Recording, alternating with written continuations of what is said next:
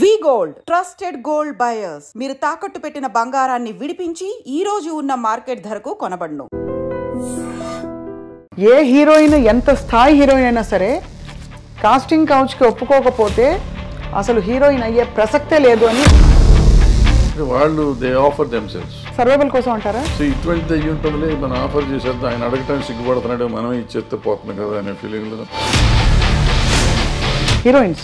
శీలం అనేది ఒకప్పుడు పవిత్రమైనదిగా మాట్లాడుకున్నాడు. ఇప్పుడు ఎంతమందికి శీలం సరిగ్గా ఉంది అంటే అవసరం, నేను దీంట్లో సర్వైవ్ అవ్వాలంటే ఇది అయితేనే అవుతుంది అనుకుంటే. మీరు ఎప్పుడైనా ఇబ్బంది పడే సందర్భాలు ఉన్నాయా సార్? మరి జానీ మాస్టర్ ఇష్యూలో ఏమై ఉంటుంది సార్? Work place harassment. అలాంటి టైంలో నేను లొంగిపోవాల్సి వచ్చింది, నాకు ఆప్షన్ లేకపోయింది.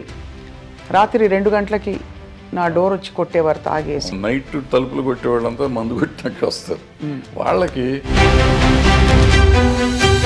ఏ విధమైన కంపల్షన్స్కి లొంగాల్సిన అవసరం లేకుండా పైకి వచ్చిన నటీమణులు ఎక్కడ వాడిని ఎక్కడికి వెళ్ళారు. అందరు హీరోల కంటే ఎక్కువ హైయెస్ట్ రెమ్యునరేషన్ తీసుకున్నారు. ఎంత సార్ ఆ రోజుల్లో? ఎలా ఉండేది?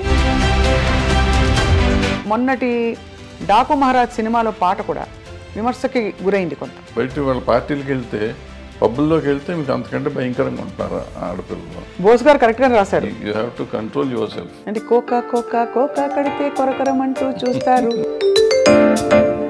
సూరి సినిమా టైంలో మీరు ఇబ్బంది పడ్డారా డబ్బులకి?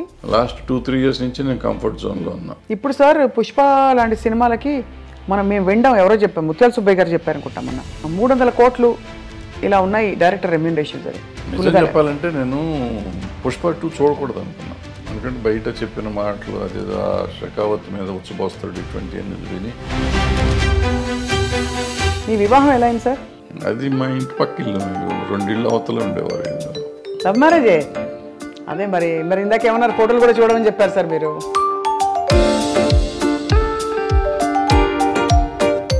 అది సో ఈ క్రమంలో సార్ మీరేమో అంత సిగ్గు బిడియం ఒక వాతావరణం నుంచి వచ్చారు. ఇండస్ట్రీ అనగానే ఒక చాలా ఫ్రీ స్పిరిటెడ్నెస్ ఇవన్నీ కనిపిస్తూ ఉంటాయి. సో మీరు మిమ్మల్ని అలాగే అట్టే పెట్టుకున్నారా, లేక పరిస్థితులతో భరద్వాజ్ గారు కూడా కొంచెం అడాప్ట్ అయ్యారా? లేదు, చాలా తక్కువ. ప్రాబ్లీ 25% అడాప్ట్ అయ్యి ఉంటాను, నాట్ 75%, 25%. టు సమ్ ఎక్స్టెంట్ కొన్ని అడాప్ట్ అవ్వకపోతే బాగా సర్వైవ్ అవ్వలేం కదా. అవునవునవును. Like what sir? For example అంటే కొంచెం సోషల్గా ఉండడం, సోషల్గా ఉంటుంది అంతవరకు. అది కూడా నేను పార్టీ బర్డ్ని కాదు, నేను బయటకు వెళ్ళను. ఎక్కడికి వెళ్ళరా సార్?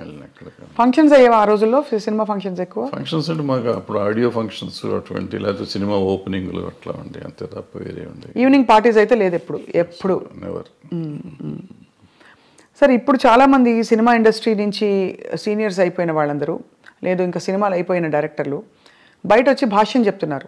అప్పట్లో వాళ్ళతో వీళ్ళు వాళ్ళతో అని. ఇప్పుడు మనకి నేను పేర్లు చెప్పను, బట్ మీకు అర్థమైపోయి ఉంటుంది ఎవరి గురించి మాట్లాడతారో.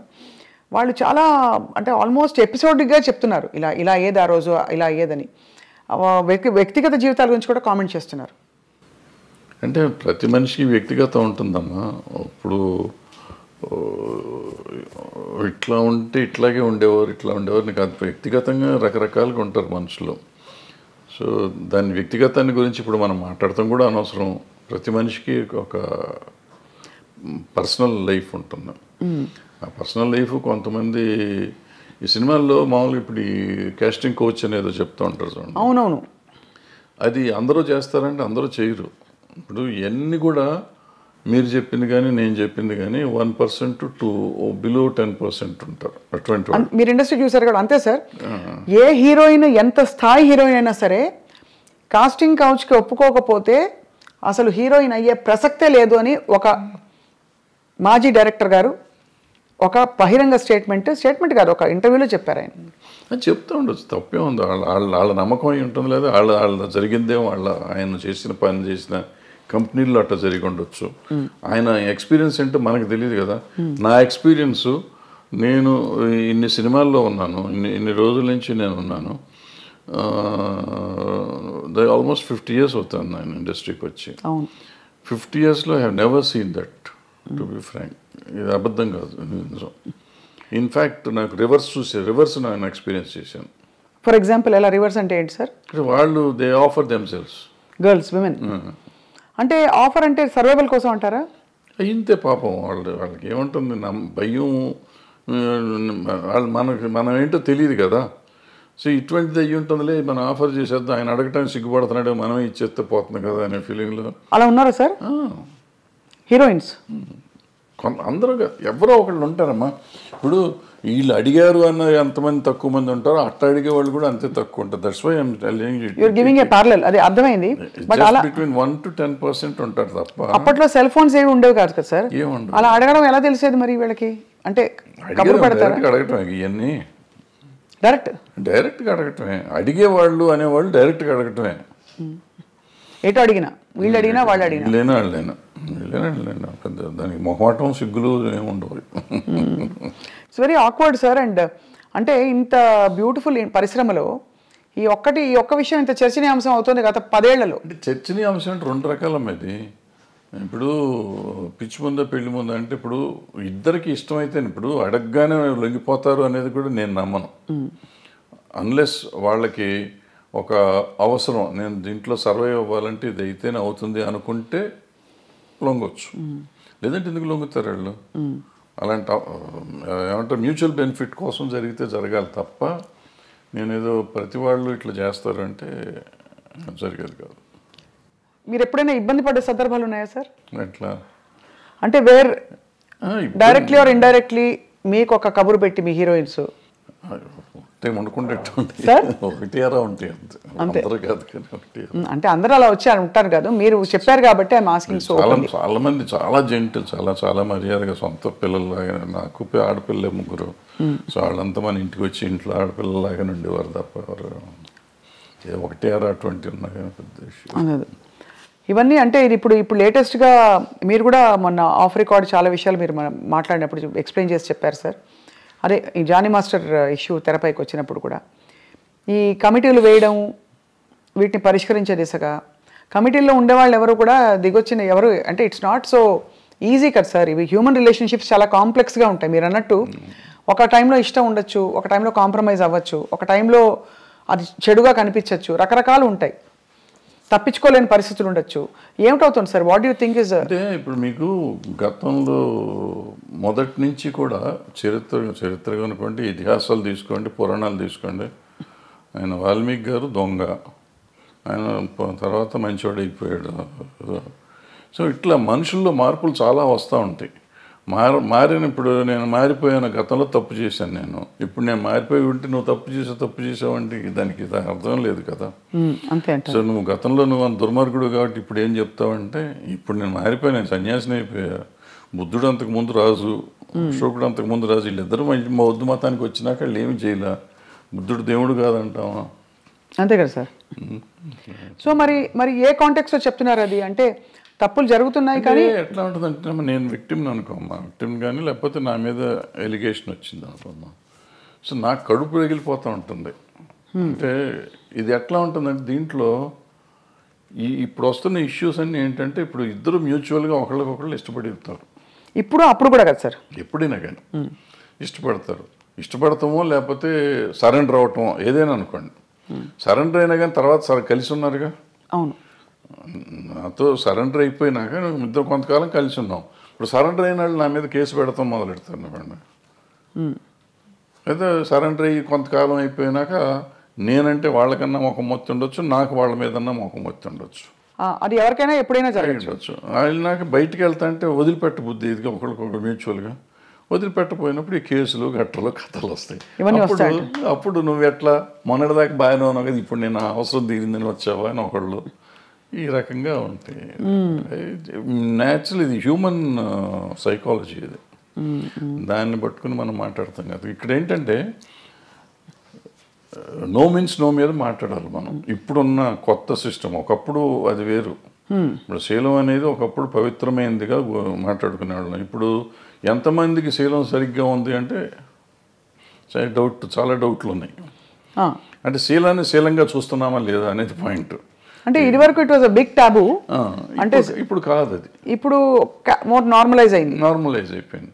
సో ఇప్పుడు దానికి ఏమవుతుంది ఆటోమేటిక్గా నీకు ఇష్టం లేనప్పుడు అవుతుంది. రోజు మనకి రిలేషన్షిప్లో ఉంటున్నాం. మనం రిలేషన్షిప్లో ఉన్నామని మనం ఫేస్బుక్లో పెట్టుకుంటున్నాం, ఇన్స్టాగ్రామ్లో పెట్టుకుంటున్నాం, అన్ని చోట్ల పెట్టేసుకుంటున్నాం. నెక్స్ట్ డే ఇప్పుడు బ్రేకప్ అయిపోయామని మనం పెట్టుకుంటున్నాం. సో మనమే అనౌన్స్ చేసుకుంటున్నాం వాట్ ఈస్ హ్యాపెనింగ్. అవును. ఆ తర్వాత మనకే కోపం వస్తే వాళ్ళ మీద కేసు పెడుతున్నాం. ఇది ఇప్పుడు దానికి ఎవరు బాధ్యులు అంటే కలిసి ఉన్నారు కదా. ఇప్పుడు ఏం పోయే కాలం ఏం తీపరం వచ్చింది మీకు అంటారు అమ్మమ్మ భాషలో మాట్లాడాలంటే. తీపరం లేదు, తాపరం లేదు. ఇది ఏంటంటే నాకు ఇష్టం లేదు, నువ్వు రావద్దనని రావకూడదు, అంతే, సింపుల్. సో అక్కడ నుంచి ఆ వైరం వల్ల వచ్చే కేసులు అంటారు ఇది. కానీ జెన్యున్గా ఆడపిల్లలకి రక్షణ లేదని హేమా కమిటీ రిపోర్ట్ని కూడా మీరు ఆమోదించపోరు. ఎందుకు డెఫినెట్గా ఉందమ్మా, డెఫినెట్. ఇప్పుడు ఒక అమ్మాయి వచ్చింది పాపం, ఎవరో ఒక అమ్మాయి ఆశగా సినిమాల్లోకి చేద్దామని వచ్చింది. వచ్చిన అమ్మాయిని నువ్వు నాకు ఏదన్నా ఇది ఇస్తేనే నేను ఉద్యోగం ఇస్తాను, వేషం కానీ పని కానీ ఇస్తాను అనేది దుర్మార్గమే కదా. హేమ కమిటీ రిపోర్ట్లో కానీ ఎక్కడైనా కానీ ఈవెన్ పాక్స్ దీంట్లో కానీ అదే చెప్తాను. నువ్వు అడగటం కూడా తప్పు. అడిగినాక లొంగి నువ్వు ఆ అమ్మాయికి పని ఇచ్చేసినా కూడా, ఎదురు పని ఇచ్చేసినా కూడా లొంగ తీసుకోవటం తప్పే. కాబట్టి ఏ రోజు తెలిసినా కానీ నా మీద నేను శిక్షార్హుడిని. ఏమంటే మ్యూచువల్గా కలిసి ఉన్నాం కదా, నీకేంటి అని మనం అడగటానికి లేదు. ఇంకా కలిసి ఉన్నా కానీ నువ్వు లొంగ తీసుకున్నావు కదా. అవును. ఇప్పుడు మరి జానీ మాస్టర్ ఇష్యూలో ఏమై ఉంటుంది సార్? అది దాన్ని నేను మాట్లాడకూడదు. మీరు మాట్లాడకూడదు కాబట్టి ఓకే ఫైన్, అడగం సార్. మేము కూడా కమిటీని కోర్టుని కంప్లీట్గా గౌరవిస్తూ అంటే దీనికి బేస్ లైన్ ఒక నార్మ్ ఎలా తీసుకోవాలనే ఒక క్వశ్చన్. ఎందుకంటే టిపికలీ రెమ్యూనరేషన్స్తో పాటు ఇట్స్ అన్ ఎక్స్పెక్టెడ్ ఫేవర్ అని వినికిడిలో ఉంది. చాలామంది హీరోయిన్లు, చాలామంది క్యారెక్టర్ ఆర్టిస్టులు దీంట్లో జయలలిత గారు చెప్పారు సార్. ఫర్ ఎగ్జాంపుల్ ఇక్కడ నాకు ఆ కేసు మీరు అడుగుతున్న particular case it is work place harassment. Work place హెరాస్మెంట్లో అంటే మీరు పనిచేస్తున్నారు, మీరు సాక్షి టీవీలో పనిచేస్తున్నారు, లేకపోతే ఐ డ్రీమ్లో పనిచేస్తున్నారు. మీకు నాకు ఏదో వైరం ఉందో, లేకపోతే మన ఇద్దరికి సమ్ స్కోర్ సెటిల్ చేసుకోవాలి. నేను సడన్గా మీరు వెళ్ళి యాంకరింగ్ చేస్తా ఉంటే ఇట్లా జరుగుతుంటే మధ్యలో వచ్చేసి ఆపేసే స్వప్న బయటికి రామ్ టూమ్ అంటే that is work place harassment. ఏమీ చెయ్యిపోయినా అతను మనిషి మీకు చాలా ఇష్టమై ఉండొచ్చు, మీతో వాళ్ళకి ఉండొచ్చు, ఏదైనా అయి ఉండొచ్చు, but it's no business to can get into the premises. First point, that is work place harassment. So అటువంటి టైప్ ఆఫ్ కేసెస్ దాంట్లోకి వస్తాయి. మిగిలిన ఇవన్నీ మనకు సంబంధం లేని కేసులు. కానీ ఇది ఇక్కడ సెక్షువల్ ఎక్స్‌ప్లాయిటేషన్ జరిగింది. That is also sexual exploitation. ఏం right to has got, you might be having right on you some ఏదైనా రకంగా, but you should have waited outside. లోపలికి వచ్చి అంత ఇది లేదు కదా. And it's not his premises, my premises. అదే లోపల రావడమే తప్పు కదా. సో ఇవన్నీ అంటే మరి వీటికి పరిష్కారాలు ఉంటాయంటారా? బికాజ్ మూవీ ఆర్టిస్ట్ అసోసియేషన్ ఏముంటుందా పరిష్కారం? ఏదో ఉంటాయి, చట్టాలు ఉంటాయి, చట్టాలు చెప్పినవి సగం చేస్తూ ఉంటాం. చట్టాలు చెప్పినందువల్ల అవుతుందా? ఏది అవుతుందంటే మనం కూడా తప్పు చేసామా లేదా, ఇది తప్ప కాదా అనేది మనం ఆలోచించుకోవాలి. మనం కూడా కొంచెం పెద్ద మనసు చేసుకుని ఈ చూసి చూడనట్టు మనం వెళ్ళాలి. జరుగుతూ ఉంటాయి తప్పులు, నాతో జరుగుతాయి, మీతో జరుగుతాయి, ప్రతి మనిషితో జరుగుతాయి తప్పులు. ఆ తప్పుని మనం దాన్ని ఇంకొంచెం అల్లరి చేసుకుంటానికి ట్రై చేయకుండా దాన్ని సరిగ్గా పరిష్కరించుకుంటే ఈజీగా సాల్వ్ అయిపోతుంది. అసలు ఇష్యూ ఏముంది, ఎవరి పనులు చేసుకుంటున్నప్పుడు ఇష్యూస్ ఏముంటాయి ఇక్కడ? అది కరెక్టే కదా సార్ అది. కానీ okay, final question on this topic sir. వాతావరణం చాలామంది ఇప్పుడు క్యారెక్టర్ ఆర్టిస్టులు బయటకు వచ్చి ఇంటర్వ్యూలు ఇచ్చిన సందర్భాల్లో చెప్పారు, పలానా టైంలో నేను లొంగిపోవాల్సి వచ్చింది, నాకు ఆప్షన్ లేకపోయింది, రాత్రి 2 గంటలకి నా డోర్ వచ్చి కొట్టేవారు తాగేసి. మరి ఇవన్నీ ఏమిటంటే వీటిని ఏ పరిధిలో చూడాలి, ఏ కోణం నుంచి చూడాలి? ఇవి ఇంటర్వ్యూ అంటే ఇవేదో ప్రైవేట్గా చెప్పినవి కాదు సార్, బహిర్గతంగా చెప్పారు. ఇప్పుడు ప్రాబ్లం ఏంటంటే ఇక్కడ మన సమాజం ఫస్ట్ అసలు ఆడపిల్ల అంటేనే లోకువ, బయట కూడా సమాజంలో జనరల్గా సినిమాల్లో ఉన్నాడంటే అసలు మరీ లోకువ, అంటే వాళ్ళకి ఏదో taken for granted. Correct, taken for granted. So ఎవళ్ళైనా ఏదైనా చేయొచ్చు. అండ్ ఈ సినిమాల్లో నిజాలెన్నో అబద్ధాలెన్నో మనకేమీ తెలియదు, కానీ ప్రతి వాళ్ళకి ఒక ట్యాగ్ పెట్టేసి ఉంటుంది. ఈ అమ్మాయి ఆ అబ్బాయితో ఉంది, ఆ అబ్బాయి ఆ అమ్మాయితో ఉన్నాడు, సంథింగ్ ఉంటుంది. అవును. ఈ ఇంటాక్సికేషన్ స్టేజ్ వస్తుంది. నైట్ తలుపులు కొట్టే వాళ్ళంతా మందు కొట్టినాక వస్తారు. వాళ్ళకి నాకు దొరకలేదు, వాళ్ళకి ఈ టైప్లో ఉంటారు వీళ్ళంతా. దీని మీద ఈడే తలుపు కొట్టి ఆడి దగ్గరికి వెళ్ళాను, నా దగ్గర రావా ఈ టైప్లో అంటారు. ఇవన్నీ ఇటువంటి అంటే ఊరికి చెప్పు దీని మీదే కాదు, బట్ అటువంటి జరుగుతానికి అవకాశాలు ఎక్కువ ఉంటాయి. అవకాశాలు ఉంటాయి, రైట్. కానీ చాలా గొప్పగా గౌరవం నిలుపుకుని అద్భుతమైన సినిమాలు అంటే నిజంగా కళాఖండాలు సృష్టించిన గ్రూప్స్, టీమ్స్, టెక్నీషియన్స్ ఎంతమంది ఉన్నారు సార్, చాలా గొప్పవాళ్ళు ఉన్నారు. అన్ఫార్చునేట్లీ వీటి గురించి ఎక్కువ మాట్లాడతాం కానీ మనం. అద్భుతం. ఇప్పుడు ప్రతి మనిషికి వీక్నెస్ ఉంటుందమ్మా, రకరకాల వీక్నెస్ ఉంటుంది. ఆ వీక్నెస్ ఏదైనా అయ్యి ఉండొచ్చు, అమ్మాయి అయ్యి ఉండొచ్చు, కులం అయ్యి ఉండొచ్చు, మతం అయ్యి ఉండొచ్చు, ఇంకోటి అయ్యి ఉండొచ్చు, ఇంకోటి అయ్యి ఉండొచ్చు, ఇంకోటి అయ్యి ఉండొచ్చు. సో ఆ వీక్నెస్ని గురించి మనం మాట్లాడితే ఇప్పుడు ఎప్పుడు మంచిని గురించి కూడా మాట్లాడవచ్చు కదా. తప్పకుండా. అయ్యో, మంచిని గురించి మాట్లాడితే ఇప్పుడు ఈ అమ్మాయిల వీక్నెస్ని గురించే మాట్లాడితే ఇవాళ సమాజంలో ఎంతమంది నిలబడతారు? పొలిటీషియన్స్ని తీసుకోండి, సినిమా యాక్టర్లను తీసుకోండి, ఈవెన్ బయట సమాజంలో తీసుకోండి, సాఫ్ట్వేర్లో తీసుకోండి, మీడియాలో తీసుకోండి, ఎక్కడన్నా తీసుకోండి, స్త్రీయే మూల కారణం అంటారు. ఇప్పుడు నేను ఇది ఉంది కదా, ఈ కేసు ఉంది కదా, ఇది మన ఐసీని పెట్టిన కోర్టు, అదే పాష్ రూల్స్ ప్రకారం తీసుకుంటే ఈ చెప్పిన ఏ సెక్టర్లో అయినా మగవాళ్ళు ఉంటారా? ఉండరు. కొంతమంది బహిరంగంగా బయటకు వచ్చేవి, కొంతమంది రాకుండా, కొంతమంది దాని ఇప్పుడు నువ్వు మా ఇందాక వచ్చి నేను షేక్ హ్యాండ్ ఇస్తే కూడా తప్పే, నీ చెయ్యి నా చేతికి తగిలితే తప్పే according to posh act. Bad touch good touch అంటారు. నువ్వు బ్యాడ్ టచ్గా ఫీల్ అయ్యావు, నేను గుడ్ టచ్ నీకు ఇచ్చింది. అలా కూడా పడతారు సార్ కేసులు? బ్యాడ్ టచ్ గుడ్ టచ్ అవుతుంది కదా, ఉంది. బట్ అంటే దానికి ఒక సమంజసమైన పరిధి నిజంగా ఉండొచ్చు. నీకు నువ్వు ఫీల్ అయ్యి ఉండొచ్చు, నేను ఫీల్ అయ్యి ఉండకపోవచ్చు, నువ్వు ఫీల్ అయ్యి ఉండొచ్చు. నువ్వు ఫీల్ అయితే కేసేగా. అది మొత్తానికైతే క్లిష్ట పరిస్థితుల్లో అలా మామూలుగా వస్తున్నావు. నేను చనువుగా ఫాదర్లీ ఫీలింగ్తో స్వప్న బలి చేసావు, దెబ్బేసాను అనుకో, అమ్మాయిని ముట్టుకున్నావు, కొంపమని కింద అయిపోయావు. నువ్వు కేసు పెడితే నేను అయిపోయాను. సో అందుకే చాలా అతి జాగ్రత్తగా ఉండవలసిన చాలా జాగ్రత్తగా ఉండాల్సిన పరిస్థితులు వచ్చినాయి. ఇప్పుడైతే మాత్రం as long as this posh case this act ఉన్నంత కాలం అతి జాగ్రత్తగా ఉండకపోతే కొంపలు మునుగుతాయి. అండ్ ఇప్పుడు సోషల్ మీడియా వచ్చాక అసలు క్షణాల్లో అన్ని వైరల్ తర్వాత ఇంకా చాలా జాగ్రత్తగా ఉండాలి.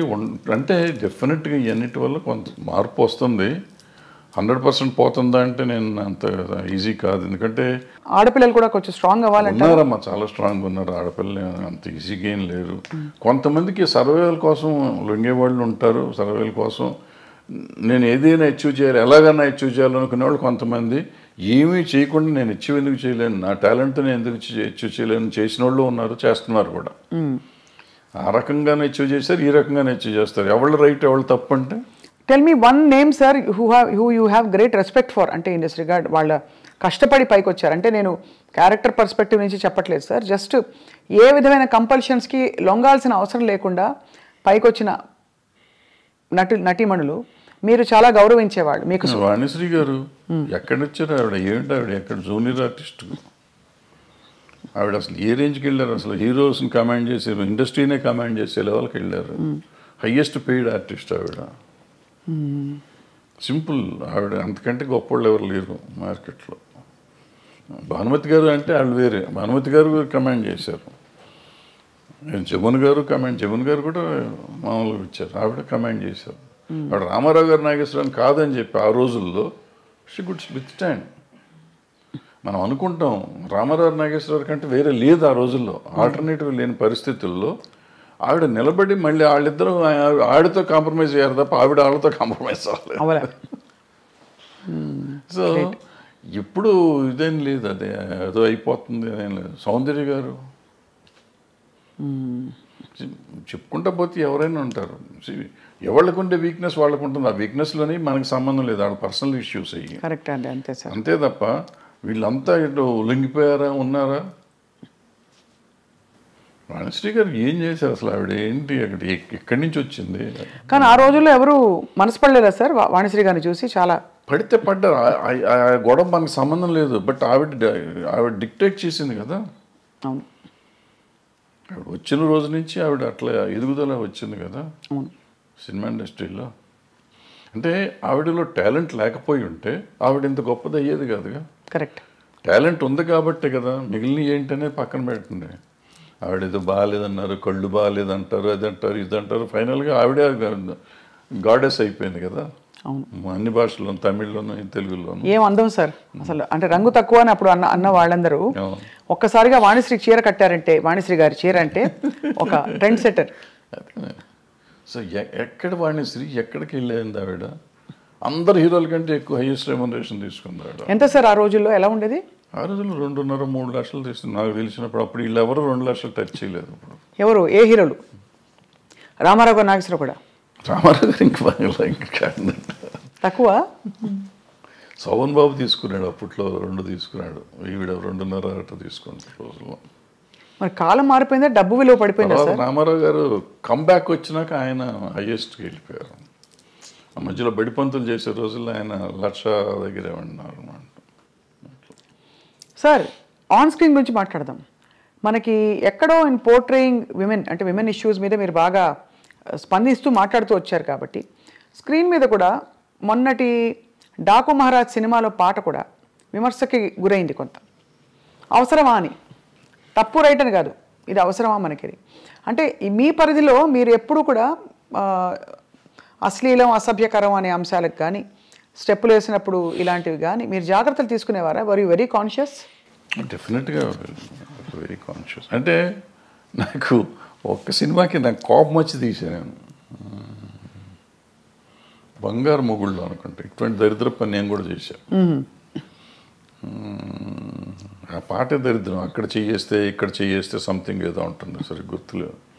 అంటే మంచి నీతిగా అసలు ఎక్కడ ముట్టుకోకుండా ఒకరినొకరు టచ్ చేయకుండా సినిమా తీస్తా అంటే ఎవడు చూడలేదని కోపం వచ్చి ఆ సినిమా దరిద్రం పెట్టండి అని చెప్పి నేనే పెట్టి తీస్తాను. అంటే ఒక్కోసారి ఫ్రస్ట్రేషన్లో చేసిన పని అది చేసింది నేను చేసిన తప్పే. బట్ ఇవాళ వాళ్ళు చేసిన తప్పంటే ఇప్పుడు నాకు వయసు అయిపోయి నేను సినిమాలు లేవు కాబట్టి వాళ్ళు చేసిన తప్పండి. ఇవాళ చిరంజీవి గారు ఠాగూర్లోనో దేంట్లోనో అదేదో సినిమా పాట ఏదో ఉంటుంది ఉంటే నేను అప్పుడు కామెంట్ చేశాను, అంత అద్భుతమైన సినిమాలు ఇది ఏంటండి అని చెప్పి. ఆ తర్వాత వాళ్ళంతా ట్రోల్ చేశారు. అట్లాగే బాలకృష్ణ గారు మొన్న ఆ సినిమాలో కూడా అది అనవసరం, అది ఆయన స్టేచర్కే అనవసరం. అసలు ఇవాళ అటువంటి చూస్తారు అనుకోవటం అనవసరం. అంతకుముందు ఆయన చేశాడు కదా భగవత్ కేసరి, అద్భుతంగా చేశారు ఆ సినిమా. అఖండ అద్భుతంగా చేశారు. అమ్మాయి కనపడకుండానే సినిమాలు ఆడుతుంటే ఆయనకి ఎందుకు ఇది, దీనికోసం ఎవరిని వస్తారా, ఎన్ని టికెట్లు దిగుతాయి, ఊరికి కాంట్రవర్సీ తప్పించి. అందులో ఆయన ఎమ్మెల్యే, పొలిటీషియన్, ఎన్టీ రామారావు గారు ఇన్ని ఉండగా ఆయనకి అటువంటిది ఆయనే రిజెక్ట్ చేసి ఉంటే పోయేది. లేదు చేసే ప్రొడ్యూసర్లు అడిగారు, డైరెక్టర్లు అడిగారు, డాన్స్ మాస్టర్ అడిగాడు, ఏదో వాళ్ళ గోల మనకెందుకు. కరెక్టే సార్. అంటే ఎంటర్టైన్మెంట్ ప్రపంచమే విస్తరించింది బాగా. నెట్ఫ్లిక్స్లో ఇంట్లోనే మనకి ఫారిన్ అయితే ఎన్నెన్నో రకరకాలు అన్నీ వచ్చినాక అసలు బేసిక్గా ఓటీటీ వచ్చిన తర్వాతమ్మా ఏది తప్పు ఏది ఒప్పు అనేది లేకుండా సెన్సర్ వాళ్ళు కూడా వదిలేస్తున్నారు ఇవన్నీ పట్టించుకోకుండా. నాకు రౌడీ అన్నయ్యలోనో దేంట్లోనో ఒక సాంగ్ చేస్తాంటే ఈ రంభక వరకు మిడీ లాగా ఉంటుంది ఇక్కడ దాకా. ఓ సాంగ్లో తిరుగుతూ ఉంటే కొంచెం లేస్తుంది. సినిమా రిలీజ్ అయినాక నాకు సెన్సార్ ఆఫీసర్ ఫోన్ చేసి సార్ ఇక్కడ ఎక్కడో ఉంది సార్, ఎవరో జనం అంటున్నారు సార్, కట్ చేయండి సార్ అని. రిలీజ్ అయిన తర్వాత కట్ చేశాను నేను. జస్ట్ ఊరికే మిడి ఇక్కడికి ఉంది, ఇప్పుడు గాలికి ఎగిరింది, వెళ్తే ఇంతవరకు ఎక్స్పోజ్ అయింది. నేటి దౌర్జన్యం అనే సినిమాలో ఒక సాంగ్లో వాణి విశ్వనాథ్ గారికి స్విమ్మింగ్ సూట్ వేసా, ఒక బిట్ వేస్తే సెన్సార్ కట్ చేశారు. అదే టైంలో బొబ్బిలి రాజాలో ఆమె సినిమా అంతా చొక్కా వేసుకుని కింద ఏమి లేకుండా దివ్యభారతి, అది ఫుల్ సినిమా వదిలిపెట్టారు. నాకు ఒక బిట్ ఏంటంటే దాంట్లో వదిలేరు కదండి అంటే, ఆ సినిమా అంతా దాని మీద ఉంది, నీ సినిమా అది లేదు కదా, ఎందుకు నువ్వు చేయాలంటారు. ఓహో, అదే అంటే నేను ఫైట్ చేసి ఉంటే నాకు వదిలిపెట్టేవారు. ఎందుకు దానివల్ల సినిమా ఆడదని నాకు తెలుసు, ఎందుకు తీసాను నాకు తెలియదు. ఆ రోజు తీసాం అంటే డ్రెస్ చేంజ్లు కావాలంటే సరే ఇద్దాంలే అనిపించి తీసాను నేను, కాదన్నారు తీసాం. అదే అంటే ఎక్కడో అక్కడ మరి ఈ అంశం తెరపైకి వస్తూనే ఉంది, ఈ ఎక్స్పోజింగ్ ఎంతవరకు ఉండాలి ఏమిటని. కానీ ఇప్పుడు బాగా టేస్ట్లు మారిపోయాయి సార్. బయట సమాజంలోనే అట్లా తిరుగుతున్నారు కదా. ఇప్పుడు మనం అంటాం ఎక్స్పోజింగ్ అంత భావం ఎక్కువైపోయింది అంటాం. బయట వాళ్ళ పార్టీలకు వెళ్తే పబ్బుల్లోకి వెళ్తే మీకు అంతకంటే భయంకరంగా ఉంటున్నారు ఆడపిల్లలు. బట్ అది వాళ్ళ ఇష్టం, మనం ఎవరో అడుగుతానికి, హూ ఆర్ యూ టాస్క్, నా కంఫర్ట్ నాది అంటున్నారు. సో ఇప్పుడు మన ఈక్వల్ రైటే కాకుండా నిజంగా కూడా వాళ్ళ కంఫర్ట్, నా ఇష్టం వచ్చిన బట్టలు నేను వేసుకున్నప్పుడు ఆడపిల్లల బట్టలు ఇష్టం వచ్చిన ఆడపిల్లలు ఎందుకు వేసుకోకూడదు? ఈ కొంతమంది ఏమంటారంటే నువ్వు అటు వేయటం వల్లే కదా ఇది జరిగింది. వేయటం వల్ల జరగటం నిన్ను కంట్రోల్ చేసుకోవాల్సిన బాధ్యత నీకు ఉంది కదా. అవును, ఈ సమాజంలో ఉండే నేను చూసి నేను ఆ అమ్మాయిని చూడగా నాకు ఏదో అయ్యింది అనేది ఆన్సర్ కాదు. బోస్ గారు కరెక్ట్గా రాశారు, you have to control your self. Correct. అంటే కోకా కోకా కోకా కడితే కొరకొరమంటూ చూస్తారు, పొట్టి పొట్టి గౌను వేస్తే పట్టి పట్టి చూస్తారు. అది అంటే ఇంచుమించు మీరు అన్నట్టు అది అనాదిగా అది సృష్టిలో ఉండే ఒక వైపరీత్యం అలా కొనసాగుతుంది. అంటే సినిమా ఇండస్ట్రీ పాపం ఫోకస్లోకి వచ్చింది కానీ అది. సార్ మరొక అంశం, మీరు తెరపైకి చాలాసార్లు వచ్చి మాట్లాడారు, ఈ డ్రగ్స్ ఇష్యూ కూడా, ఇలాంటి కాంట్రవర్సీలు ఇవి బాగా, అంటే drugs because of the free money, easy money అందుబాటులో ఎక్కువగా ఉన్నది చిత్ర పరిశ్రమలో. లేదు మీరు అన్నట్టుగా పొలిటీషియన్స్, బిజినెస్ మ్యాగ్నెట్స్ వాళ్ళ ఫ్యామిలీస్లో. కాబట్టి దీనివల్ల ఎలా ఖర్చు పెట్టాలో తెలియక ఈ డ్రగ్స్ వీటి అలవాట్లు బారిన పడతారని చెప్పి కొంతమంది ఎవరో చెప్పారు, గ్లామర్ కోసం తీసుకుంటారని. Is that true sir? అసలు ఫస్ట్ పాయింట్ నువ్వు చెప్పిన దాంతో నేను ఏకీపించను. ఇదేంటంటే సినిమా ఇండస్ట్రీలో డబ్బు చాలా ఎక్కువ ఉంటుంది అనేది నమ్మన్నాను. అసలు సినిమా ఇండస్ట్రీలో వచ్చే కొంతమంది దగ్గర డబ్బులు వస్తే బాగుంటుంది. చాలామంది 80% మధ్య వాళ్ళు డే టు డే ఎక్స్పెన్సెస్ కూడా ఎత్తుకునే బ్యాచ్ ఉంటారు. ఓ 10% ఉంటారు నువ్వు చెప్పిన డబ్బులు ఎక్కువ ఉన్న వాళ్ళు ఉంటారు. కొంతమంది ఎడిక్ట్స్ అవుతారు. ఇప్పుడు మన స్కూల్లో పిల్లలు ఉంటున్నారు, స్కూల్లో పిల్లలు దే ఆర్ ఎడిక్ట్స్ నౌ. వాళ్ళకి ఇది ఈ డ్రగ్ కొనే డబ్బులు లేకపోతే వైట్నర్ ఉంటుంది కదా, వైట్నర్ తినేసి దాన్ని అలవాటు చేసుకుంటున్నారు. ఈవెన్ రైల్వే కూలీలు అలవాటు చేసుకుంటున్నారు అటువంటి. సో ఇవన్నిటికీ ఏంటంటే వాటిని అరికట్టే మార్గం మనం ఎత్తుకోవాలి. సో డబ్బు ఉంటే వస్తారు, డబ్బున్న వాళ్ళే చెడ్డవాళ్ళు, డబ్బు లేని వాళ్ళు మంచివాళ్ళు అనే శాస్త్రం అక్కడ లేదు. ఈ దురలవాట్లు అనేవి డబ్బు ఉన్నా లేకపోయినా అవుతుంది.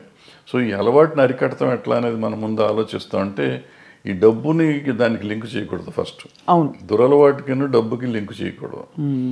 వ్యసనం అనేది డబ్బుతో రాదు, వ్యసనం నేచర్తో వస్తుంది. సో నేచర్ని కంట్రోల్ చేయాల్సిన బాధ్యత, నేచర్లో ఉన్న దీన్ని వ్యసనాన్ని కంట్రోల్ చేయాల్సిన బాధ్యత తల్లిదండ్రులకో లేకపోతే ఫ్రెండ్స్కో తీసుకోవాలి బాధ్యత. ప్లస్ మనం పర్సనల్గా పెరుగుతున్న కొద్దీ చేసుకోవాలి. అదేనా మీరు చెప్పినట్టు ఏదో అదేది అందం కోసం మనం ఈ తీసుకుంటారు అనేది నాకు కరెక్ట్ కాదు. అంటే స్టెరాయిడ్స్ చేస్తారు, గంటలు కనపడటం కోసం స్టెరాయిడ్స్ తీసుకుంటారు అంటారు. అది కూడా ఎఫెక్ట్ చేస్తుంది, అది కరెక్ట్ కాదు, తీసుకోవటం కరెక్ట్ కాదు. కానీ అంటే డెఫినెట్గా మీరు అన్నట్టు ఒక వాతావరణం అయితే ఖచ్చితంగా ఒక ఫ్రీ వాతావరణం అయితే కొన్ని పరిశ్రమల్లో ఎక్కువ కనిపిస్తుంది. లైక్ ఉంది అన్ని చోట్ల, కాలేజెస్ దగ్గర అమ్ముతున్నారు, స్కూల్స్ దగ్గర అమ్ముతున్నారు, పబ్బుల్లో అమ్ముతున్నారు, ఎక్కడ పడితే అక్కడే అమ్ముతున్నారు తీసుకొచ్చి. సార్ మీరు డబ్బులతో కాదని చెప్పారు, ఆ రోజువారీ సర్వైవల్కే చూస్తున్న వాళ్ళు కూడా చాలా మంది ఉన్నారు ఇండస్ట్రీలో. సార్ సూరి సినిమా టైంలో మీరు ఇబ్బంది పడ్డారా డబ్బులకి? నేను సినిమా తీసిన ప్రతి సినిమాకి ఇబ్బంది పడతాను, దీనికి ఇబ్బంది పడలేదు. మీరు ఎప్పుడు అంటే I never seen you lavish, ఎవరు మిమ్మల్ని అలా చూడలేదు. అది మీ చాయిసా మీ పరిస్థితా? పరిస్థితే, చాయిస్ ఉంది. ఇప్పుడు ఏదైనా సినిమాలో డబ్బులు వచ్చి ఉంటే డెఫినెట్గా దీనికి వాడుకుంటాం కదా. ఎక్సెప్ట్ స్వర్ణక్క నాకేమైందంటే బై ద టైం నేను కొద్దిగా రీజనబుల్గా డబ్బులు సంపాదించే సినిమాలు వచ్చేటప్పటికి నాకు బ్యాక్లాగులు ఉంటావచ్చు. ఆ బ్యాక్లాగులు తొలగించుకుంటూ రావటానికి సో ఇప్పుడు కంఫర్ట్ జోన్లోకి రాలేకపోయాను. నిజంగా చెప్పాలంటే లాస్ట్ 2-3 ఇయర్స్ నుంచి నేను కంఫర్ట్ జోన్లో ఉన్నా. లాస్ట్ 2-3 ఇయర్స్లో కూడా నేను ఎక్కడో అంతకుముందు ఐ డ్రీమ్లో పనిచేశాను ఒక సంవత్సరంన్నర.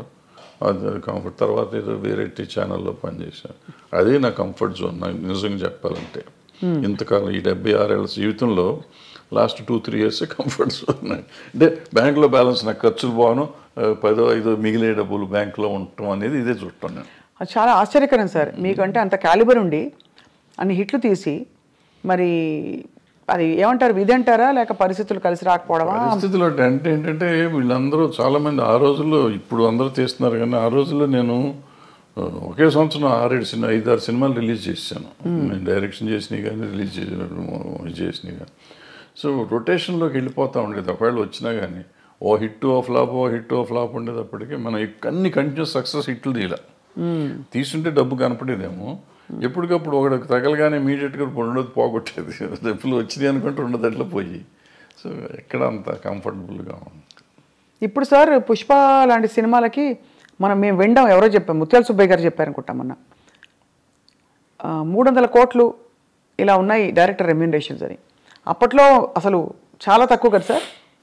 అంటే ముత్యాల సుబ్బయ్య గారు రోజుల్లో ఆయన తీసుకున్నది, ఆయన చాలా ఎక్కువ తీసుకున్నారని మేము అనుకునేవాళ్ళం. మాకు తక్కువ ఇచ్చేవారు అప్పుడు. ఆయన పెద్ద డైరెక్టర్, మేము చిన్న డైరెక్టర్లం కదా ఆ రోజుల్లో. ఇది ఏం లేదు, ఆ రోజులకి డబ్బులకి ఆ రోజు ఇది, ఈ రోజు డబ్బులకి ఈ రోజు ఇది. ఈరోజు పుష్ప డైరెక్టర్గా వచ్చిందంటే పుష్ప 50% పార్ట్నర్ ఆయన సినిమాలో. టైటిల్స్లోనే ఉంది కదా, సుకుమార్ రైటింగ్స్ అని ఉంది కదా. ప్రొడ్యూసర్, అది more than A director, is also a producer. So ఆయన కథ అయిందే, డైలాగులు అయినయే, స్క్రీన్ ప్లే అయిందే, డైరెక్షన్ అయిందే, ప్రొడ్యూసర్ ఆయన. కాబట్టి ఎక్కువ డబ్బులు వచ్చినాయి. ప్రొడ్యూసర్గా వచ్చినాయా రైటర్గా వచ్చినాయా అనేది మనం చెప్తే 100 వచ్చిందా 200 వచ్చిందా అని వేరే సంగతి. But whatever he got, it is because of so many aspects. Now sir, మీ ప్రకారం ఇక్కడ మనం బాహుబలి లాంటి సినిమాల్లో రాజమౌళి గారిని చూసాం, పుష్ప రంగస్థలం లాంటి సినిమాల్లో సుకుమార్ గారిని చూసాం, RRR ఆస్కర్ విన్నింగ్ దీనిలో మన రాజమౌళి గారిని చూసాం. ఈ డైరెక్టర్స్ అందరిలో sir, who do you think is carrying that ఆరా? అంటే వాళ్ళు రకాల్లో వాళ్ళు ఇది ఉన్నారు అన్నప్పుడు. రాజమౌళి గారిని చూస్తున్నాం. రాజమౌళి గారు ఆయన ప్రతి సినిమాకి ఒక డిఫరెంట్గా జోనర్ ట్రై చేస్తున్నాడు. ఎక్సెప్ట్ బాహుబలి 1 and 2 తప్ప మిగిలిందల్లా మీకు ఏ సినిమాకి ఆ సినిమాకి ఒక డిఫరెంట్. రెగ్యులర్ కమర్షియల్ అయినా కానీ మొదటి సినిమాల్లో ఏం చేసామంటే ఆయుధాలు మార్చేవాడు. తర్వాత ఈ చేంజ్ ఈగ దగ్గర నుంచి చేంజ్ దిస్ థింగ్, ప్యాటర్న్ మార్చి ఏ సినిమాకి ఆ సినిమా కొత్తగా తీయటం మొదలెట్టాడు. కొత్త కథలాగా డిఫరెంట్. కొత్త కథ కూడా కొత్తగా ఉండకపోయినా కానీ ఒక కొత్త బ్యాక్డ్రాప్ కొత్తగా ఉండటం అంతా డిఫరెంట్గా ఉంది. ఈగ తర్వాత ఇది మర్యాదరామన్న ఒక డిఫరెంట్ ఇది. ఆ తర్వాత వచ్చేటప్పటికి బాహుబలి, మగధీర, ఎక్కడికక్కడ మీకు సెపరేట్గా డిఫరెంట్గా వస్తున్నాడు ఆయన. సో రావటంతో మీకు ఆయన ఒకటి ఇదైంది. ప్లస్ ఆయనతో పాటు ఆయన కొత్తగా కనిపెట్టింది ఏంటంటే director should be A marketing man. ఇంతకుముందు మా డైరెక్షన్ వాళ్ళకి మాకు మార్కెటింగ్తో సంబంధం ఉండేది కదా. ప్రొడ్యూసర్స్ వస్తాడనే పద్ధతిలో ఉండేవాడు. రాఘవేంద్రరావు దగ్గర నుంచి మేమంతా అయిపోయేవాడు. బట్ ఈయన వచ్చేటప్పటికి how to market a film అనేది ఆయన నేర్పించాడు వాళ్ళ ఇండస్ట్రీకి.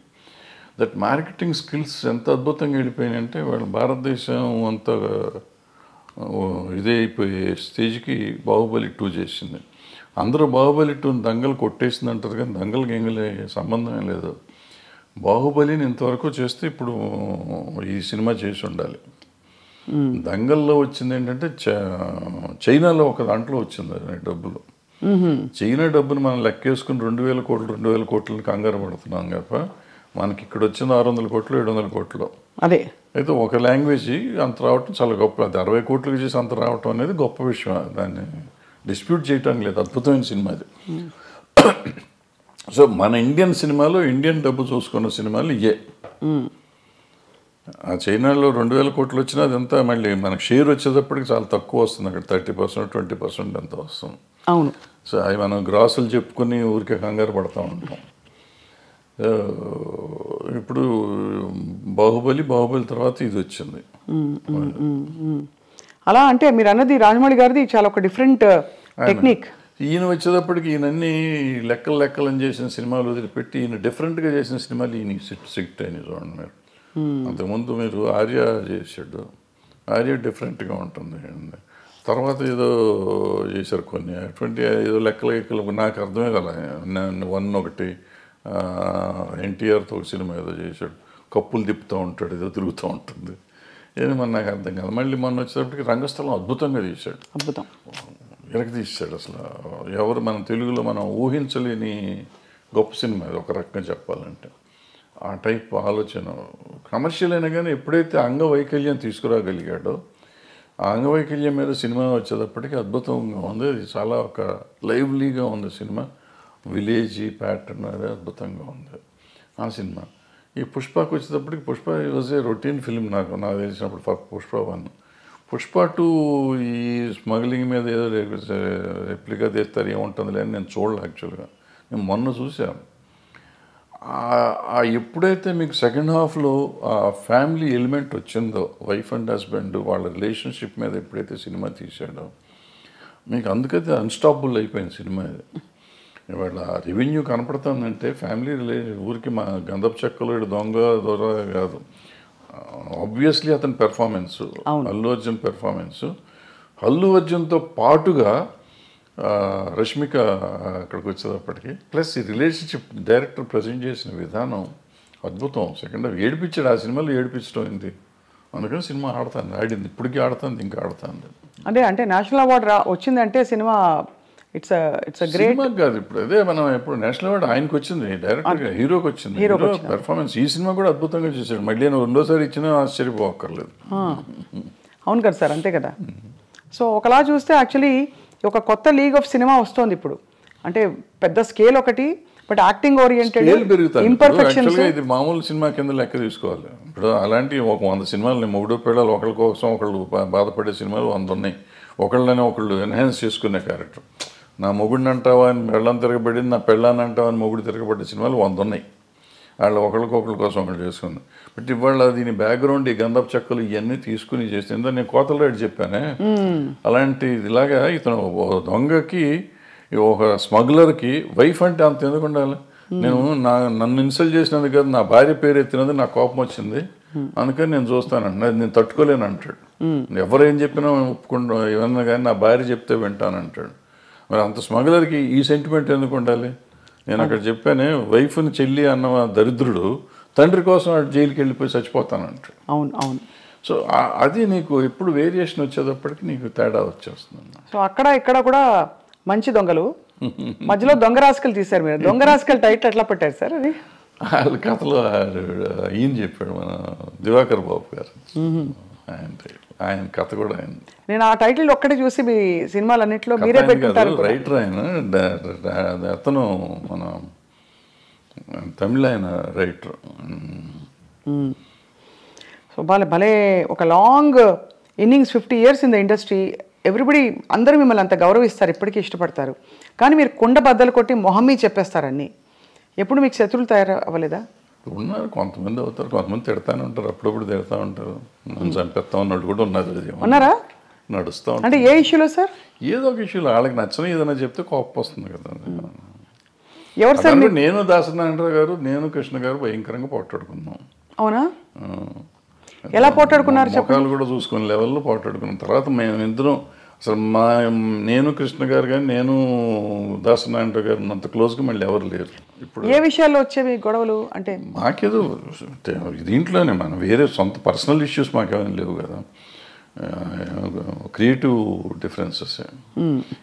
డిఫరెన్సెస్లోనే చాలా గట్టిగా మొహాలు చూసుకోకుండా అంతవరకు మాట్లాడుకోకుండా. అప్పుడు సెల్ ఫోన్ లేవు ఇవన్నీ. అంటే మీరు మరి మళ్ళీ ఎలాగా మేకప్ అలాగా మళ్ళీ ఆటోమేటిక్గా అయిపోయింది. ఆటోమేటిక్గా అంటే ఎవరిలోనూ కల్మషం లేదు. ఇప్పుడు నాకు కల్మషం ఆయన మీద, నారాయణరావు గారి మీద కానీ కృష్ణ గారి మీద కానీ కల్మషం ఉండి నేను పంతం బట్టి ఉంటే వేరే, వాళ్ళకి నా మీద అటువంటిది ఏం లేదు. ఒక క్రియేటివ్ డిఫరెన్స్ వచ్చింది నాకు కృష్ణ గారికి, అట్లాగే దాసనారాయణ గారికి నాకు ఒక క్రియేటివ్ డిఫరెన్స్ వచ్చింది. సో అప్పుడు యూత్లో ఉన్నాం కాబట్టి దాసనారాయణరావు గారి మీద కొంచెం చిల్లల పల్లలుగా నేనే మాట్లాడు, ఆయన మాట్లాడలే పాపం. సో ఆయన పిలిచి ఒక రోజు కూర్చోబెట్టి మాట్లాడారు, అయిపోయింది, సెట్ అయిపోయింది. అది మీరు ఫాండ్గా ఇష్టపడి వేసుకునే మీ సినిమా ఏది సార్? వేసుకుని చూసే సినిమా పోతే పోనీయా, స్వర్ణక్క? నాకు పోతే పోనీ ఒకటిను, అలజడి ఒకటి. అలజడి ఎందుకంటే అలజడి ఇట్స్ మై ఓన్. ఎక్కువ సినిమాలు డైలాగులు కూడా మేము కాలేజ్లో జరిగిన సీన్స్ ఇవన్నీ ఎక్కువగా నా కాలేజ్ డేస్ మొత్తం అంతా అది.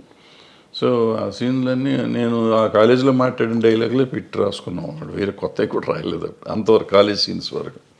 సో అందుకని కొంచెం నాకు ఇష్టమైన సినిమా. మీరు వెస్లీలో చదివారు కదా సార్? వెస్లీ, సికింద్రాబాద్ వెస్లీలో చదివారు. మీ వివాహం ఎలా అయింది సార్? అది మా ఇంటి పక్క ఇల్లు, 2 ఇళ్ళు అవతల ఉండేవారు ఇల్లు. సో మీరు చూసి ఇష్టపడ్డారు అయితే, అంతేగా? Love marriage. లవ్ మ్యారేజే. అదే మరి మరి ఇందాక ఏమన్నారు, ఫోటోలు కూడా చూడమని చెప్పారు సార్ మీరు. అది వచ్చింది అది. సో మీ పిల్లలు ఎవరు మీ బాటలో నడవట్లేదా? వాళ్ళు సినిమా ఇండస్ట్రీ వద్దనుకున్నారా? మీరే డిసైడ్ చేశారా సార్ వాళ్ళకి? నేను చేయలేదు. నేను సినిమాలు చూడమంటే సినిమాలు కూడా చూడరు. చూడరా? నా సినిమాలు ఏం చూడరు, బయటికి చూస్తారని తెలియదు నాకు. చిన్నప్పుడు పెద్ద ఇష్టపడేవారు కదా, వెళ్ళేవాళ్ళు సినిమాకి తీసుకెళ్ళేవాడిని కానీ పెద్ద. So life has taught you so much sir. అంటే వాట్ ఈస్ మీ కోర్ టేక్ అవే ఏంటి లైఫ్లో అని? To be satisfied with whatever you have first point, then you will be very happy with that. అంతే తప్ప నాకేం లేదు, నా కళ్ళు ఉన్నారు వీళ్ళు ఉన్నారు, ఇక నా కళ్ళ ముందు ఉండి వీళ్ళు వెళ్ళిపోతున్నారు అని మనం బాధపడిపోతాం అంటే you lose lot of things. నేను ఐఎమ్ హ్యాపీ ఉన్నాను, బాగానే ఉంటాను కదా. బాగుంటానికి ప్రయత్నం చేయాలి. అంటే ప్రయత్నం చేయకుండా తిరగటం అనేది అవుట్ ఆఫ్ క్వశ్చన్. ముందు ప్రయత్నం చేయి. నీ పని కృష్ణుడు చెప్పిన భగవద్గీతలో, నీ పని నువ్వు చెయ్యి, వచ్చేది ఫలితం నీ చేతిలో లేదు. ఫలితం ఒక్కోసారి ఏదైనా రావచ్చు, కరెక్ట్, అవును. ఫలితం లేకపోయి ఉండొచ్చు, బట్ నీకు కృషి అయితే ఉండాలిగా. అవును, కృషి చేస్తూనే ఉండదు. So that will be very happy, హెల్దీగా ఉంటావు. Ultimate result is not yours. వచ్చినప్పుడు వస్తుంది. దేవుడు నమ్ముతారా సార్ మీరు? నేను నమ్మను. మరి కృష్ణుడు దేవుడు కాదా? అంటే ఆయన చెప్పిన భగవద్గీత నమ్ముతారు? ఏదైనా నమ్మటం అనేది ఏముందమ్మా దీంట్లో. ఆయన చెప్పింది ఇప్పుడు అందరూ ప్రపంచం అంతా నమ్ముతుంది కదా భగవద్గీతని. అందులో ఆయన చెప్పింది నేను చెప్తున్నాను. కానీ మీరు నేను చెప్తాం కదా, నేను ఏదో ఇదేం కాదు, అదే కదా అంటారు మన లైఫ్. జీవనసారం అంటారే, జీవనసారం అంతకంటే ఏముంది. మనం చేయాల్సింది చేయకుండా నాకు లేదు. ఇప్పుడు మనం చాలామంది సినిమా ఇండస్ట్రీలో ఉన్నాడు అంటారు, నాకు సినిమా ఇండస్ట్రీ నేను ఎవడు రమ్మన్నాడు? నువ్వు యూ చూస్ యువర్ సెల్ఫ్. మీరు ఇక్కడికి వచ్చి దీన్ని కావాలని కోరుకుని ఏదో ఇస్తారంటే నువ్వు సాధించాలి. వాళ్ళు చిరంజీవి గారు, ఎన్టీ రామారావు గారు, నాగేశ్వరరావు గారు వీళ్ళంతా సాధించి వాళ్ళు గొప్పవాళ్ళు అయ్యారు. చాలా కష్టపడి ఉంటారు కదా సార్. ఇంత వాళ్ళలాగా వాళ్ళు వచ్చేసింది, వాళ్ళకి అంత వచ్చింది నాకెందుకు రాలేదంటే వాళ్ళలాగా నువ్వు ఏమైనా చేసావా? నువ్వు చేయలా. నువ్వు చేసింది చేస్తే నీ పరిధికి ఎంత ఉందో అంత పరిధి నీకు వస్తానే ఉంది. నీ టాలెంట్కి సంబంధించి ఇప్పుడు నేనున్నానమ్మా, నేను సినిమాల్లో 1 వేషం వేసి ప్రకాష్ రాజ్కి అంత ఇచ్చేస్తున్నారు, ఆడిని పెట్టుకుని నన్ను ఎందుకు పెట్టుకోలేదంటే నాకు పర్సనాలిటీ ఉంది కదా. ఆయన యాక్టరు, ఇవాళ దేశాన్ని ప్రపంచంలోనే ఆయన పేరు చెప్పుకునే అంత గొప్ప యాక్టర్ అతను. అవును, అతనిలాగా నేనున్నాను, ఒడ్డు పొడుగున్నాను, డైరెక్ట్ చేశాను, 2 సినిమాలు యాక్ట్ చేశాను, ఆయన పెట్టుకుంటారు నన్ను పెట్టుకోరని ఏడిస్తే నా ఆరోగ్యం చెడుతుంది తప్ప ఏం రాదు, పోదు, నాకేం రాదు. సో దిస్ కంపారిజన్ కానీ లేదంటే అసలు మనం వేరే కానీ ఆలోచించకుండా మనం చేయాల్సింది చేసుకుంటూ పోతూనే ఉండాలి. వచ్చినప్పుడు వస్తుంది. సార్ తెలుగు ఫిల్మ్ ఛాంబర్ ప్రెసిడెంట్గా మీరు వ్యవహరించారు. మూవీ ఆర్టిస్ట్ అసోసియేషన్లో మూవీ ఆర్టిస్ట్ మెంబర్ని కూడా కాదు అంటే కాదు, బట్ జరుగుతున్న మార్పులు పరిణామాలు, ఆర్ యూ సాటిస్ఫైడ్ అంటే as a senior film technician? అంటే బేసిక్గా మనం అసలు మూవీ ఆర్టిస్ట్ అసోసియేషన్ అనే దాని గురించి పెద్దగా ఎక్కువ మాట్లాడుకోవటం అవసరం లేదు. ఎందుకంటే కంటే ఒక 800 మంది మెంబర్స్ దాంట్లో 200 మంది అసలు ఉన్నారో లేరో వాళ్ళకే తెలియదు. కానీ అంత ఢిల్లీ ఎలక్షన్ లెవెల్లో చేస్తారు కదా సార్, దాని ఊరికి చేసుకుంటారు చేస్తారు, అనవసరం, చేయాల్సిన అవసరం లేదు. అది ఈవెన్ ఛాంబర్ ఎలక్షన్ కూడా నేను మొన్న లాస్ట్ బిఫోర్ ఇయర్ ఎప్పుడు చెప్తే ఎందుకు చేస్తున్నారంటే దాన్ని పోయే కాలం వచ్చిందని తిట్టొచ్చారు, మీడియా ముందే తిట్టొచ్చాను ఆ రోజు. అంతే, మనకి ఏదో సరదాగా ఎలక్షన్ చేసుకోవాలి తప్ప దీంట్లో రూపాయి వచ్చేది లేదు ఎవరికి. ఫస్ట్ పాయింట్, మన టైం వేస్ట్. బట్ నువ్వు సర్వీస్ చేద్దామని వచ్చినప్పుడు డబ్బులు ఎందుకు ఖర్చు పెడతావు? నువ్వు చేసే సర్వీసే ఎక్కువ, సర్వీస్ చేస్తున్నావు. సర్వీస్ చేస్తానికి వచ్చి నువ్వు ₹1 కోటి ఖర్చు పెట్టి నువ్వు వస్తే నీ మోటివ్ ఏంటి? నీ మోటివ్ సర్వీస్ మోటివ్ కాదు. ఇంకా పవర్ వల్ల వచ్చేది కూడా ఏం లేదు. ఏముంటుంది పవర్ వల్ల? మ్యాక్సిమం ఎప్పుడన్నా చీఫ్ మినిస్టర్ ఇంకోళ్ళు పిలిస్తే మీటింగులకు పిలిచినప్పుడు వెళ్ళి కూర్చుంటే ఏమిస్తారు అక్కడ, అటుకులను జీడిపప్పు ఇస్తారు, అంతే, ఒక కప్పు కాఫీ ఇస్తారు. దానికోసం నువ్వు తాపత్రయపడతావు ఎందుకు? అంటే ఆల్రెడీ నీకు ఆ వాల్యూ ఉంది. నిన్ను ముఖ్యమంత్రి గారు పిలిచే లెవెల్ మీరు ఉన్నారు, ఆల్రెడీ పెరిగే ఉన్నారు. ఇవాళ దానికోసం కొట్టుకోవాల్సిన అవసరం లేదు కదా. ఏదో పిచ్చి పనులు అంతా.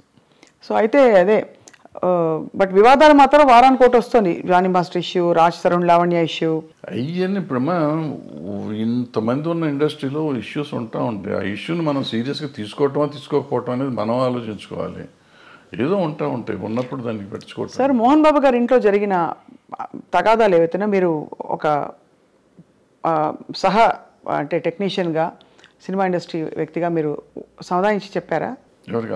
ఆయనతోనా? ఆయనతో ఇది ఏదో అది పర్సనల్గా కదా. ఒకవేళ నేను మాట్లాడినప్పుడు నేను పబ్లిక్లో చెప్పకూడదు కదా. ఇప్పుడు నేను నిజంగా వాళ్ళ వెల్విషర్ని అయితే ఒకవేళ నేను వెళ్ళి అక్కడ ఏళ్ళు పెట్టుంటే, పెట్టానా లేదా అనేది తర్వాత సంగతి, పెట్టుంటే అక్కడ ఏం జరిగింది ఇక్కడికి వచ్చి ప్రమోషన్ కాదు. ఏం జరిగింది కాదు సార్, బట్ అసలు అంటే అది బాగా బహిరంగంగా అయిపోయింది కదా, వాళ్ళే మీడియాకి వచ్చారు. ఇప్పుడు వాళ్ళు బహిరంగంగా ఉన్నారు, నేను బహిరంగంగా ఉండకూడదు. నేనని కాదు, ఎవరైనా కానీ, ఎవరు ఇంటర్ఫేర్ అయినా కానీ, ఇంటర్ఫేర్ అయిన వాళ్ళు బయటకు వచ్చి ఇట్ట జరిగిందని చెప్తే ఇక వాళ్ళు పెద్ద మనిషి ఎట్ అవుతారు వాళ్ళు. ఫస్ట్ పాయింట్ అది తప్పు. రెండోది అటువంటి జరగటం విచారకరం. అందులో మనవాళ్ళు కావాల్సిన వాళ్ళు, పిల్లలు మంచివాళ్ళు, తండ్రి మంచివాడు, ఈ రకాల సమస్య ఎందుకు సమస్య వచ్చిందని నాకైతే అర్థం కాలేదు. నాతో అందరూ బాగుంటారు, 4-3 పిల్లలు బాగుంటారు, ఆయన బాగుంటారు, మోహన్ బాబు గారు బాగుంటారు, అందరూ వెరీ నైస్ పీపుల్. చాలా మర్యాదగా నాతో చాలా అంకుల్ అంటారు పిల్లలు, ఆయన తమ్ముడు అంటూ ఉంటాడు. వాళ్ళ ఇంట్లో అట్లా జరిగిందంటే నాకు నిజంగా బాధగా ఉంది. I just really wanted to go and speak, but ఏమో ఎందుకు డెలికసీస్ వాళ్ళవి మనకి ఎందుకని నేను అడగలేదు. మొత్తానికి సార్ అయితే ఇప్పుడు అంటే there is a lot of turmoil going on around అనిపిస్తుంది సమాజం చూస్తుంటేనే. అన్ని చోట్ల ఉందమ్మా, సమాజంలోనే తేడా వచ్చేసింది. అది ఎందుకు వచ్చింది అంటే ఇప్పుడు మానవత విలువలు అనేవి పోయినాయి చాలా చోట్ల. మనం విలువల గురించి మాట్లాడతాం కానీ విలువలే లేవు. ఇప్పుడు ఇంతకుముందు అనుకున్నాం శీలం అనేది విలువ, ఆత్మీయతలు, మన సంబంధాలు, మానవత సంబంధాలు విలువలు ఉండేవి. ఇప్పుడు అవన్నీ పోయినాయి. ఏదో ఉంటున్నాం, అందరం కమర్షియల్ అయిపోయాం.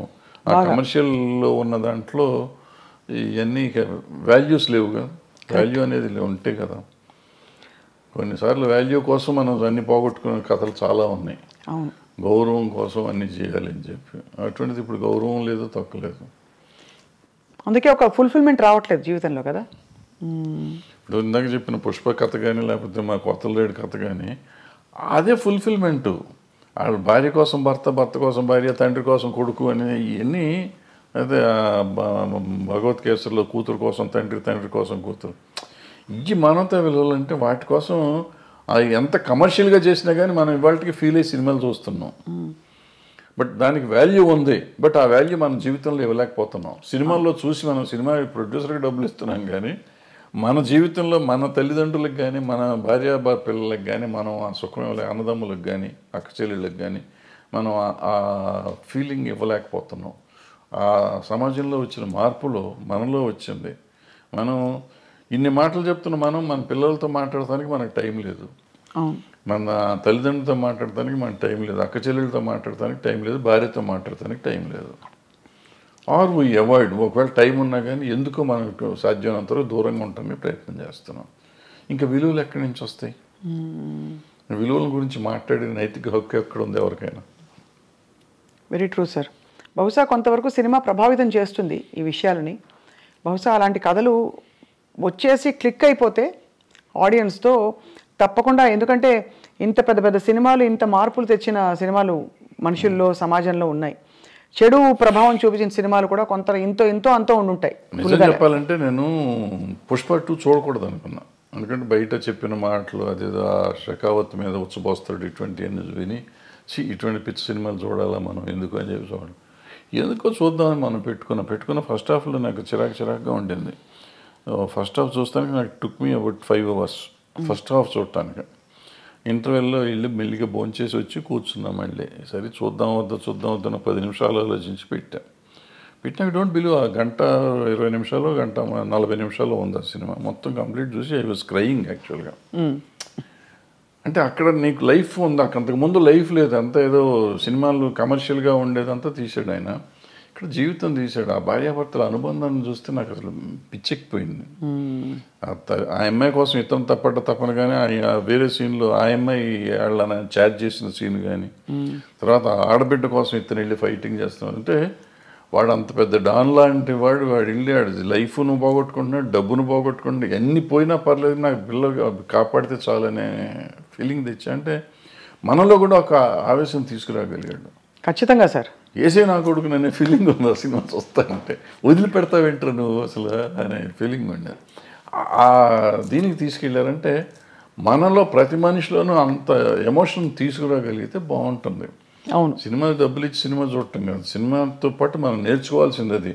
మనం అది వదిలిపెట్టేస్తాం. దాంట్లో వాడు స్మగ్లింగ్ ఎలా చేశాడు, ఎలా దొంగతనం చేశాడు, ఎవరిని చంపాడు, ఎలా చంపాడు, అల్లు అర్జున్ కత్తితో కొట్టాడా చంపాడా, ఇది ఆలోచిస్తాం.